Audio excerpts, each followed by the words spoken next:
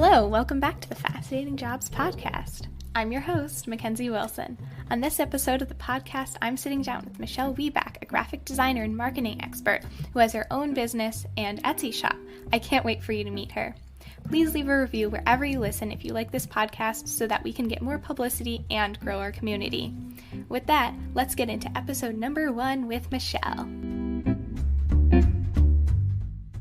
So, hi Michelle, thank you for coming on and talking with us today. We're very excited to have you.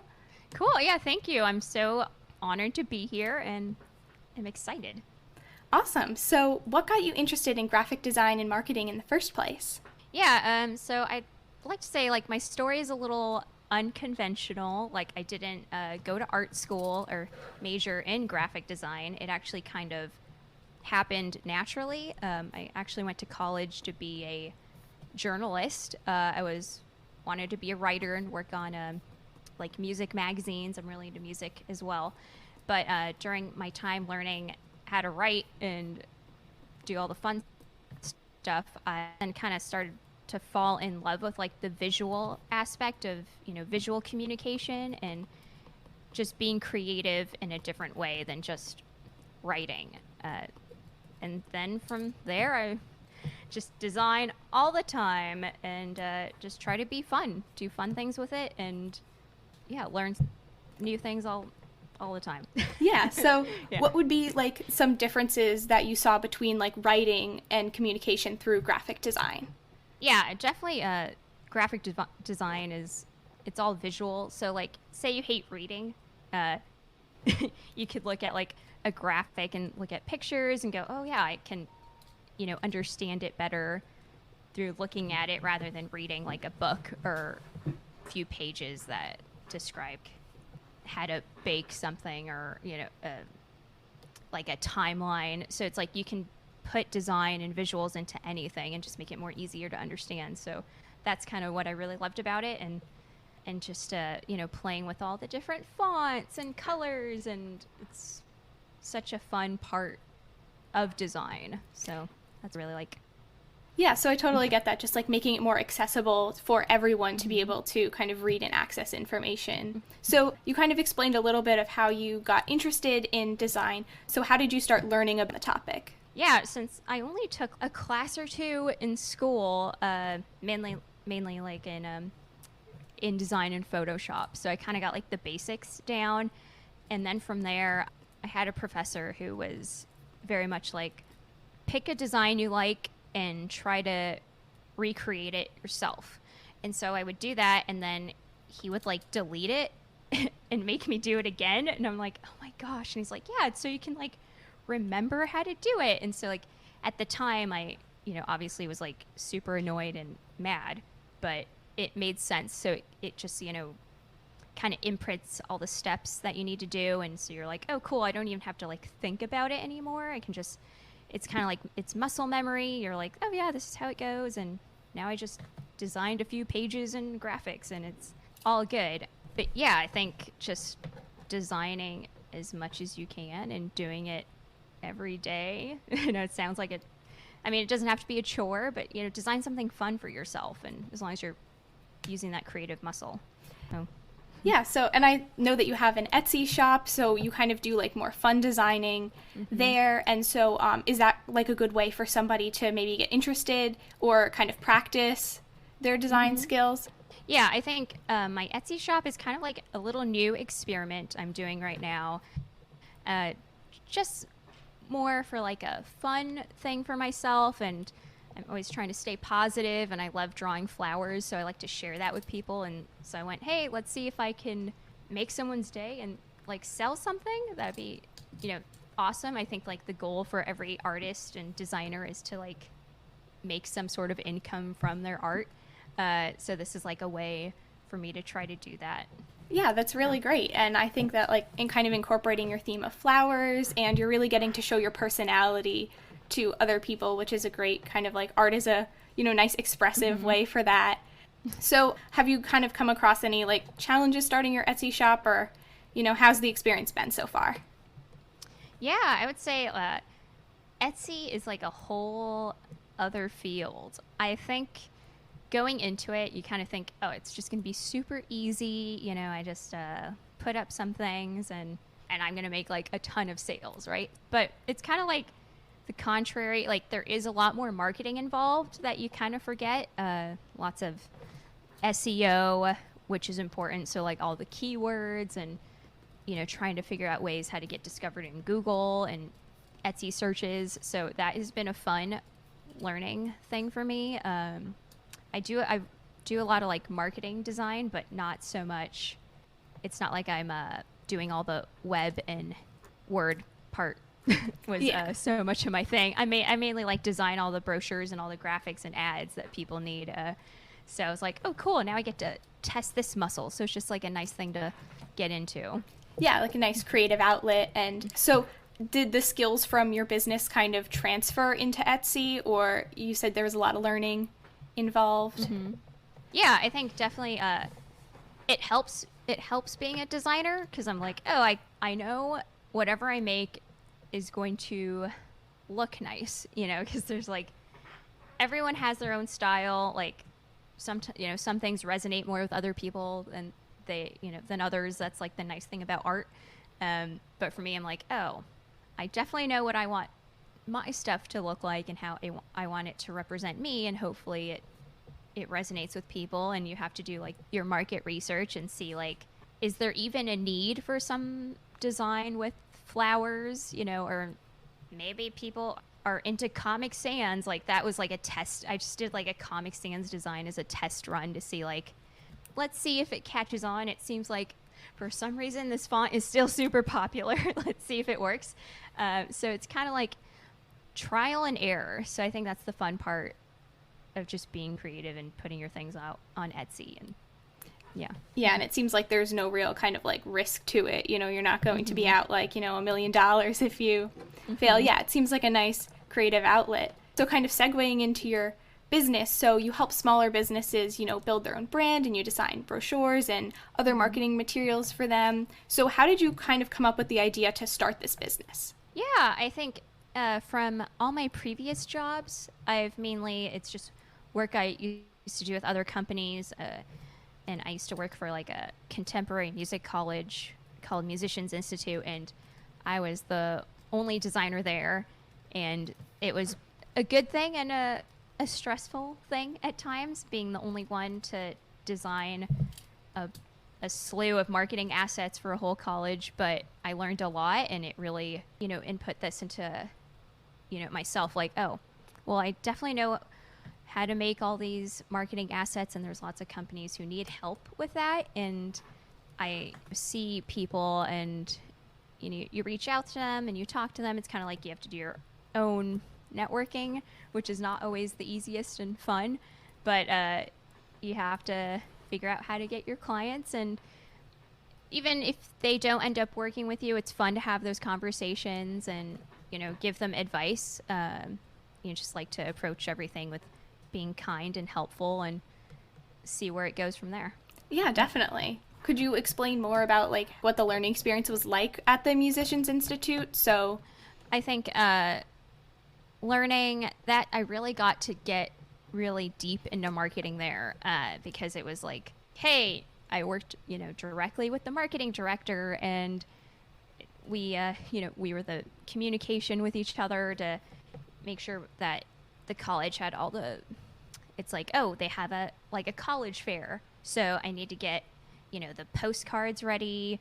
We need to update them, so it's like you're communicating with your photographer, your copywriter, and the marketing director. So it's a really good practice to like do like communication skills in the workplace, team building, being organized. As a designer, you are definitely touching like multiple projects at once. So multitasking. And so it's just all around great experience. It helped me get ready to branch out and do my own thing when I was like, hey, I kind of feel like it's a good time to see if I can do this on my own. I already know how to be like a one-woman show. So let's see if I can still do it. Yeah, so they kind of gave you the tools to then kind of build your own. Mm-hmm. That's great. Yeah. So what was your favorite project you've worked on with your business? Can you think of anyone in particular? It's not like so much business related. Really been enjoying just making designs for my Etsy shop. It's kind of been a nice outlet of business and pleasure. Like, it's like, oh, this is kind of more of my art, and let's see how it goes, and let's stick it up there and let it do its thing. And obviously you have to go in and adjust your tags and everything, but that has been like really enjoyable because it's more freeing too, since it's like all me and I'm not more constrained by the parameters the other person might have who I'm doing stuff for. But that has been really fun. And I made a cool like t-shirt design for my boyfriend. He does music production, so I made a cool thing for him, and it's gotten really good feedback, and that's always nice to know. It's like, oh, cool, this design and message, resonates with people, and that's always a nice thing to feel that you've made something that people really like. Yeah. Yeah, I saw the Comic Sans t-shirt. I thought it was pretty funny, it's still... Yeah. Yeah, and I think that's like one of the best parts is you can kind of connect with different people through your creativity. So would you say that's maybe like one of the challenges in your day job is maybe like there's a little bit less like creativity involved? Yes, I would definitely say as like a creative person and graphic designer, if you decide to like look for a job later after college or even now, it's like you really kind of want to make sure that that company like resonates with you. Like if you can, like I understand like sometimes you're in a job and you're like, well, I need the job. Like I've been there too. But it's like, but if you can, it's like cool. Like when you're going through your interviews and all that stuff, it's nice to see like, oh cool, I think that these company goals like align with me, and I feel like I'll be in a good place here where I can grow in my career and as a designer. So like that's a good thing to look into, because I've definitely worked in instances where things were definitely more, clean cut and like corporate, to where you don't get to have, that creativity, and it's more like suit job, and you're like, okay, cool, like I can do this too, but you don't always get to like express yourself necessarily in those positions. So like whatever route you go, I think it's always good to have like an outlet that's your own, like whether it's an Etsy shop or you're posting art on your social media, it's just always good to be creative elsewhere. Yeah, so I think that's really great how you can kind of take one of the challenges of your job and then kind of take it into your personal life and take matters into your own hands and kind of say like, hey, I'm bored or frustrated with this, let me change it around. So I guess on a slightly more positive note, what are some of the best parts, like your favorite things about your job? I think one of my favorite things, and this goes with whether I'm working for myself or working with a company I like or a company I don't like, is that design is a huge puzzle. You're given like a task, and then sometimes you have a bunch of assets like photos and fonts to play with, and sometimes you have nothing, and you have to create something that's visually beautiful or representative of whatever you're showcasing out of nothing. And then when you're done, you're like, wow, like, yeah, I made that, that's cool. And I think that's just a really fun, rewarding experience. Yeah. It's like, cool. Like, even now I'll look through my portfolio and go, oh, man, I made some good stuff over there, and you just kind of forget. But it's good to go back and see what you've done. And it's like a huge puzzle piece. And sometimes I'm like, oh, all they gave me was a tiny little picture that was the like pixels were awful, but I just made something work, and so that's the fun part. Yeah, so like working through those challenges and kind of coming up with something. I think that's really cool to explain it as a puzzle, which is, just that kind of all different pieces and kind of being able to organize them in the correct way. So what was the most challenging part of starting your own business? So I know you mentioned like networking. Is there anything else that prospective small business owners should look out for? Yeah, I would say networking is hard, especially when it's COVID. Yeah. And you have to be inside. So I think a good thing I've learned is that, use social media to your advantage. share what you're doing, post, try to talk to new followers. Just in the last couple months, I've been on TikTok too, just trying to showcase what you're doing there. I'm like, okay, cool. Like before I was like, I don't know about TikTok, and then I was like, let's do it. I, was working with them for a bit and tried to see how I could make graphic design fun on that platform, and it's a really fun platform to do. So it's like I recommend that for anyone, and I doubt it'll be banned, but just have fun while it's here. Who knows? And then try to get them to your Instagram. Yeah, that's kind of how I've seen your TikToks, and I've been like, oh wow, like I know Comic Sans or curls. I've seen those fonts before. The fonts. Yeah, and it's nice, for you to explain those and kind of like dig a little deeper than what we might not have known. Yeah, so I definitely think that it's working and fun and entertaining. I think your kind of main tips there for prospective small business owners would be to kind of just like use social media a lot. And I think that definitely helps as a designer because you can kind of create cool posts and different things. Everything's so visual, so it's like if it's hard because it's like for me I'm like in the middle ground of like being introverted and extroverted, so like starting TikTok was a little difficult, and then like because then I could just Instagram, no one even has to hear you talk, so you just post it up there and it's cool. But I think now it's like, oh cool, like if you want to get more exposure or get your work out there, you just have to share it and go like, check out my Etsy shop or check out this, and that's how you can get them to just see the cool art you're making. So I think like self-expression was probably another reason you wanted to start doing TikTok. And have you found any success in networking with TikTok? I mean, actually, I've gotten a few business leads through there.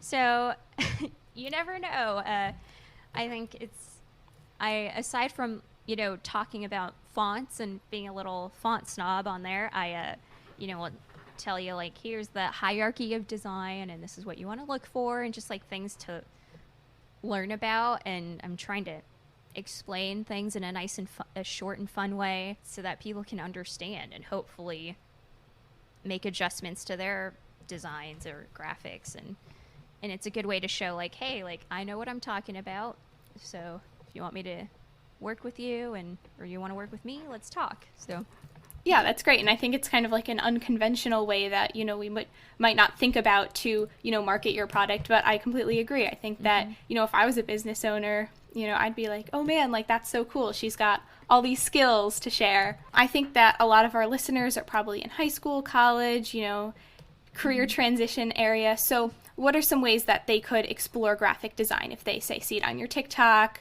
or if and they're interested in learning more? Yeah, I would say a good place to start and a free place to start would be YouTube. Look up, there are so many tutorials on YouTube. Like even to this day, like if I forget how to do something, I'll just type it in there and I'm like, oh right, like that's right, that's how you do it. And yeah, YouTube's good. I recommend, like, if you have the funds to like invest, Skillshare has lots of good classes. Udemy, I know a lot of colleges partner with lynda.com and they have stuff there too. And then like a nice design and business resource I like is called The Future. They have a YouTube channel too, but they also have classes. So I think they're really good for both, a nice combination of business and design. Yeah, so would you say that in general graphic design is a good thing to teach yourself? It's like, fairly accessible to large groups of people? I think there's just so many online resources now that I think it's just like a great thing to try to learn. Like even if, say you didn't want to major in art, when you go to college, you can make it a minor or just learn everything on online classes. Like it is totally possible. And I've seen a lot of people do it, and even getting into motion graphics, which is another big one. There's tons of YouTube tutorials and classes like on Skillshare and everywhere else for that. Yeah, so go if you're listening, go check that out. Yeah.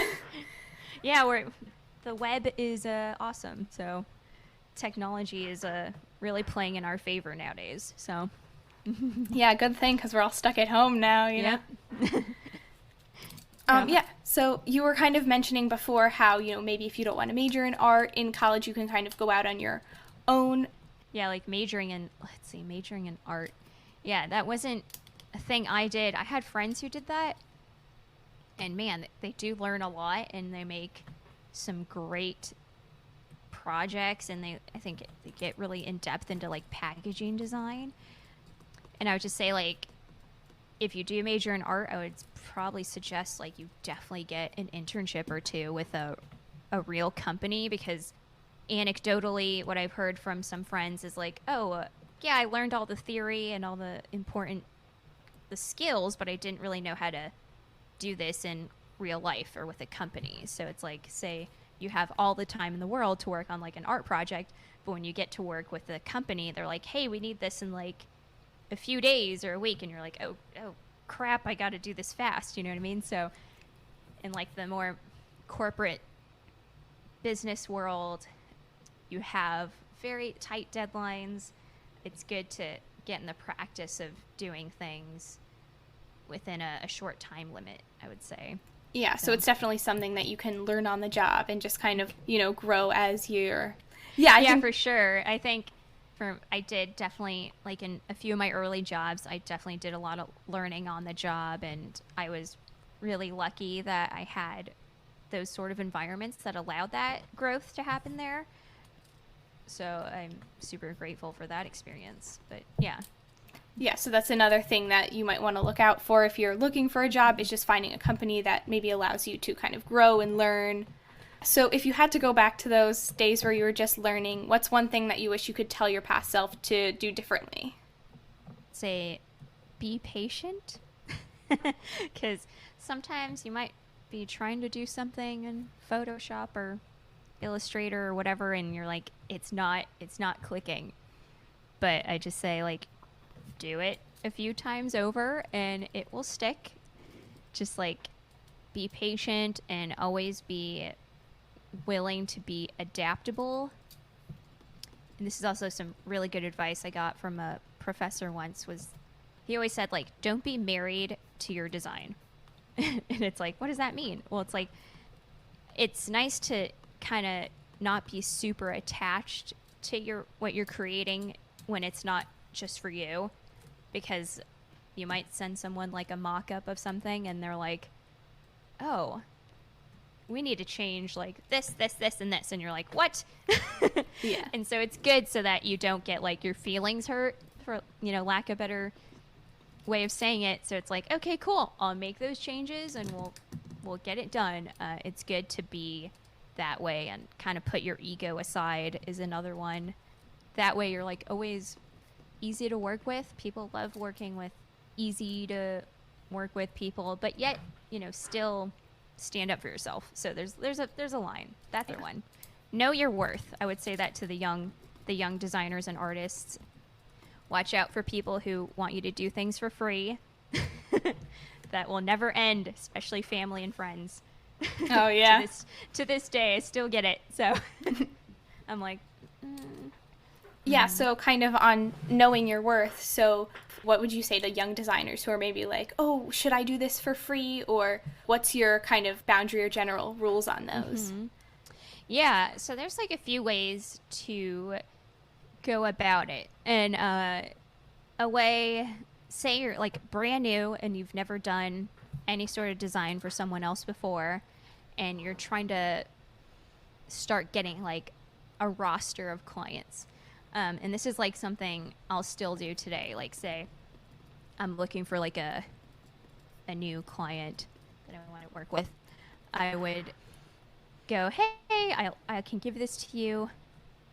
I want to try out this new design or this new proposal I'm trying to work through, and would you be interested in working with me? I'm going to do it either at a super discounted rate or free, and then in return ask for like a nice review or like a testimonial. So it's like you're still getting something while you're still helping that person out. Because I know a lot of people, it's like we will do a lot of things for free, but if you can kind of make an exchange of some sort, or even if you want to charge them, but like you're like, hey, it'll be like $50, you know, or $20 for something, that is even works. But it's just so you can at least, you know, show them like, hey, I am putting time and care into this, and it'd be nice to get compensated somehow.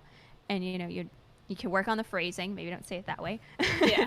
But it's good to know, like, put those boundaries up so that people don't just like start stepping all over you as an artist, because art is valuable and it's, you know, it's worth something. Yeah, and I think that's a really good tip to kind of ask for testimonials or, you know, some other non-monetary form, especially because if you're maybe afraid to be like, hey, you know, I think that I should get paid for this. I think that's a good point, just kind of testing out different designs. And so do you still do kind of things like that now as a more experienced designer, or is that just more for if you're starting out? I definitely, it's funny, I'm kind of like in the process of doing that right now.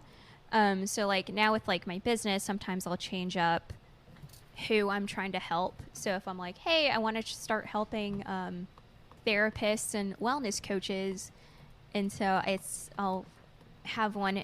I know this lady right now, and I've, you know, talked to her, and I'm like, hey, like I want to, you know, see if I can make this work for you, you know. And basically it's like I want to kind of do a rebranding for her and then see if it will help her improve, because it's like you want to help them showcase like the good work they do. So it's like, here, I'm going to do it like super discounted. I just want like a video testimonial when it's done, and we'll work through all the details, but it's kind of go into it like that, because it's like, hey, I haven't really, like for me, it's like, hey, I haven't really helped many people in this area of expertise, so I want to make sure I can actually do it and go from there. Yeah, absolutely. Yeah. I hope that's working out for you.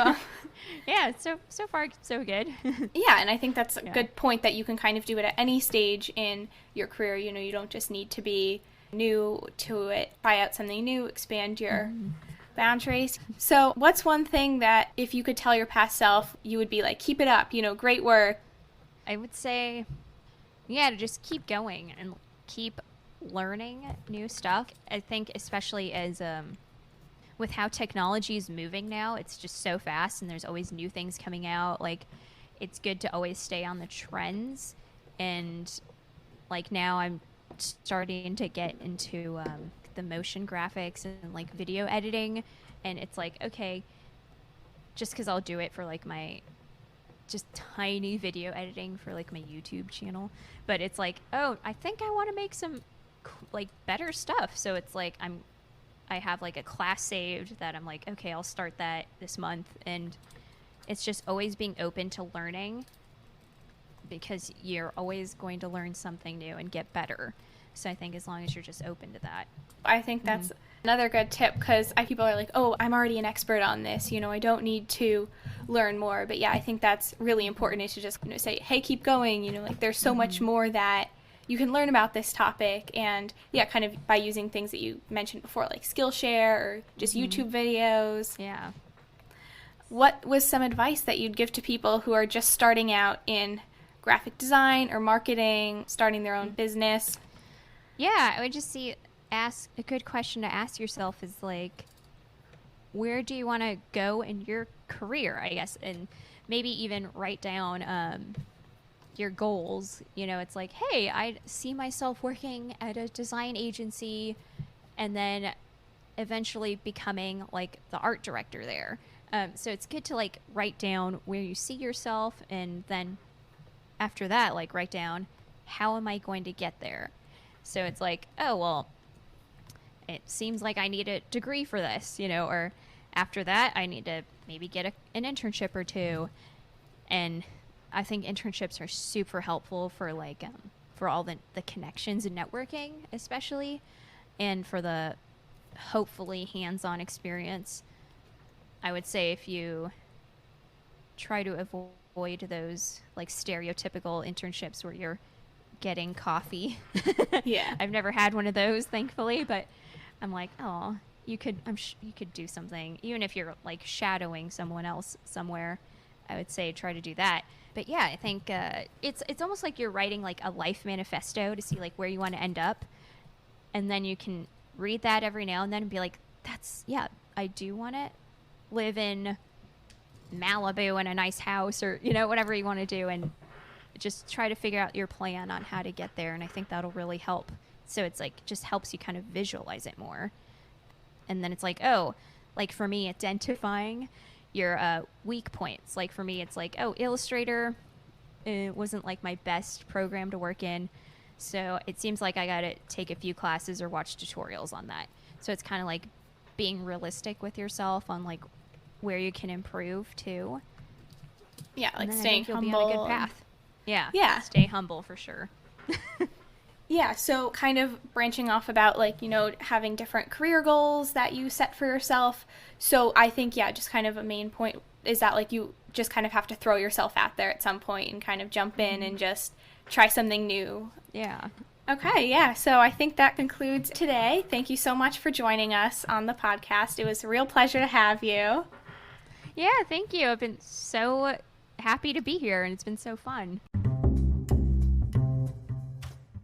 Special thanks to Michelle, our first ever guest on the podcast. You can check her out on Instagram and Twitter at Miss Mishmel, or go to her website, www.michellewiebach.com. Or you can check out her YouTube channel, Michelle Wiebach. Go show her some love there. You can check out this podcast on Instagram at fascinating_jobs_pod, or Twitter at fascinatingjobs. Be sure to leave a message, review, etc. wherever you listen to this podcast to let us know if you're enjoying it. And if you or someone you know has a fascinating job, email us at fascinatingjobspod@gmail.com for a chance to be a guest on the show. Thank you so much for listening and enjoying this podcast, and I'll see you in the next episode.